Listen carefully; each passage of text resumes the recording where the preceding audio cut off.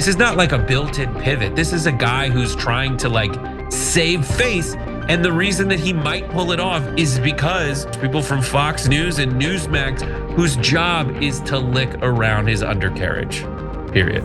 Over the weekend, and this is suspect, 5 polls coming out on the same day, one of them worse than the one before.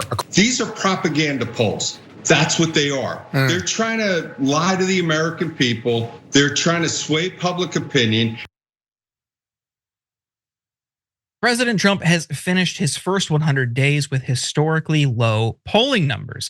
And now conservative media is trying to explain away Trump's approval numbers. You just watched Jim McLaughlin and Rob Finnerty do their best on Newsmax. Let's watch some more of these right-wing takes trying to spin for Trump. He's not in free fall. He's had a little bit of slippage because he's doing a lot. He's breaking a lot of eggs to make an omelet. But he is not dropping in any significant way. I can guarantee you. All day, Mitchell, they're going to be bombarding us on the 100th day that Trump is the most unpopular, president in 100 years. What you see this April, it looks like it's going to be the second highest month of all of Google polling history, or Google's data history of searches for Trump approval. So that's how I know it's a psyop. People are getting these stories shoved down their throats. They're going on Google. They're trying to check it out themselves. The mainstream media is going to information gatekeep and shove a Quinnipiac poll in their face that says -12. The problem with the 100 days and looking at the polls is that this format and his agenda is not built for a 100 days. That's right. He's redoing in his language, he's redoing the base, he's framing out the house. A lot of it was rotted, and now he's replacing it. There's not a lot of glory in framing out a house. And last night, Trump went even further than what you just saw in that compilation. Here's what he had to say about his polling. This is all done in 100 days, but when you watch the fake news, you see fake polls. Again, they poll more Democrats than Republicans. Democrats aren't going to say, I'm going to vote for Trump. And we still got 45, 44%. But on the legitimate polls, I think we're in the 60s. I think we're in the 60s or 70s or something. Brett, I want to bring you in here.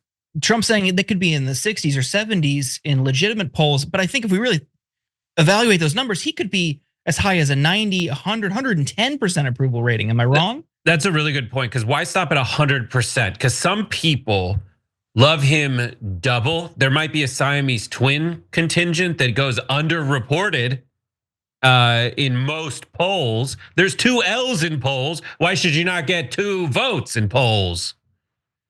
It's so ridiculous. I love, okay, so I like to plot out the field here.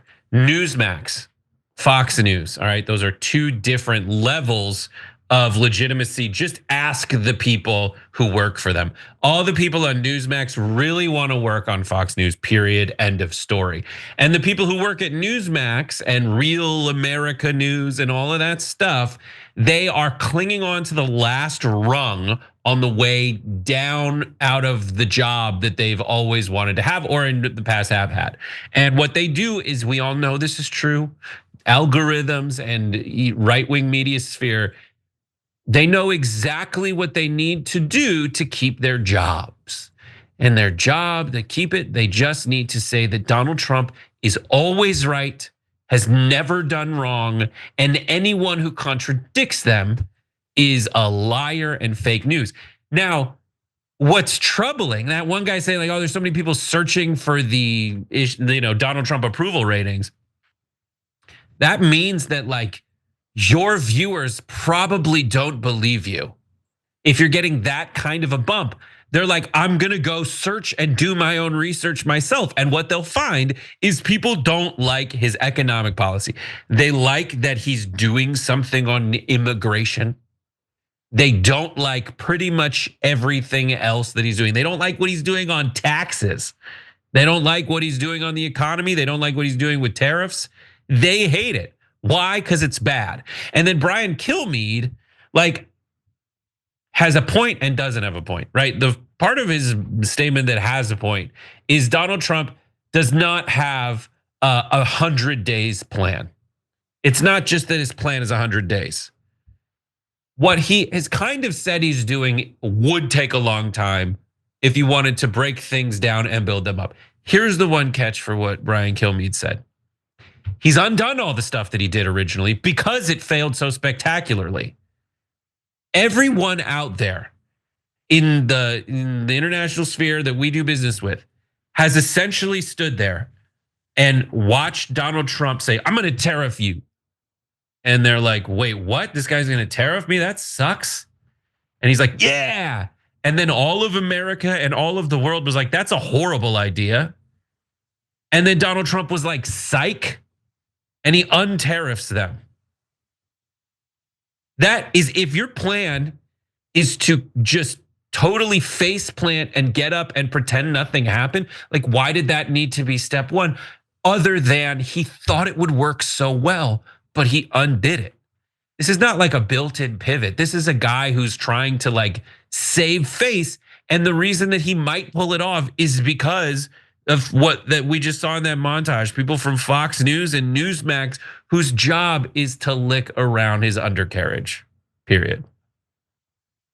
Trump and his fans have also argued that pollsters cannot be trusted when it comes to his 100-day polling because they've traditionally underestimated his support in presidential elections.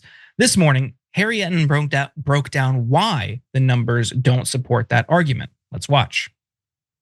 A lot of Trump advocates, including Trump himself, has argued that because the polls are off in 2024, quote unquote, you can't trust the polls now. That is a line of BS. That is the scientific term for it, is BS. What am I talking about here? Well, let's just talk about Trump's average net approval rating. I averaged across 5 recent national polls among registered voters, so we're talking voters here, not adults. Currently, he's averaging, get this, minus 12 points, way underwater.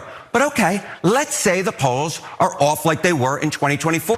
What would his net approval rating be? Well, it's pretty gosh darn similar. It's minus 10 points. He's still way underwater. Historically low for a president, only basically matching himself last time around. Way below where Joe Biden was, way below where Barack Obama was, way below where George W. Bush was at this point in their presidencies. And that is because the national polls, although they underestimated Trump in 2024, they only underestimated his margin by about 2 points. So we give him the 2 points here, and he's still swimming with the fishes, way underwater, no matter what way you put it, at least if we apply the polls being off like they were in 2024.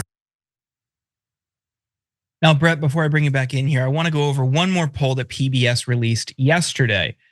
45% of US adults rated Trump's return to the Oval Office an F, including 80% of Democrats and 49% of independents. At the other extreme, 23% of Americans, including 54% of Republicans, gave the president an A.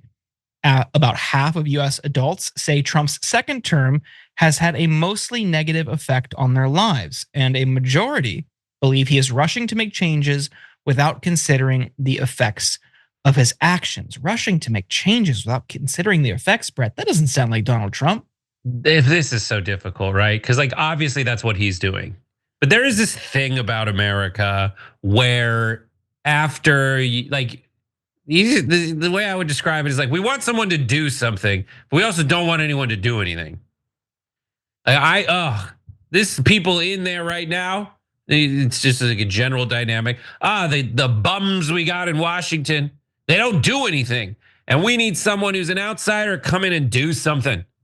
And no matter who it is, the new regime comes in. And as soon as they start doing anything, and often before they do anything, people are like, these guys are bums too.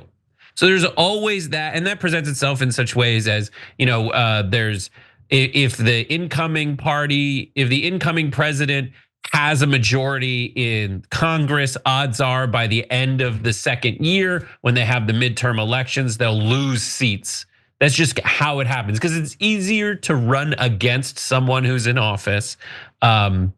When it's they just give you more, like throw this person out in a swing district, basically. That's just kind of how it ends up working.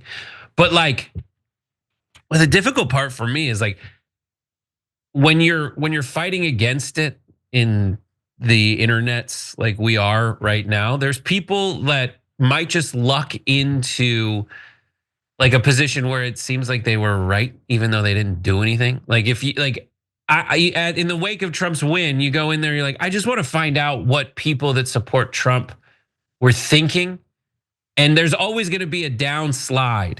And there's people on the other side who are like, Trump was an idiot this whole time and he's evil and sucks. And those people, like, maybe they didn't get through to anybody, but they're right that Trump is getting punched in the face. And like, I'm trying to figure out why people would still hang around with Trump and read the tea leaves on this. But like, in the meantime, he is absolutely screwing himself over by making such horrible decisions. I know that was a lot. I hope it made sense. Every time you ring the bell below, an angel gets his wings. Totally not true, but it does keep you updated on our live shows.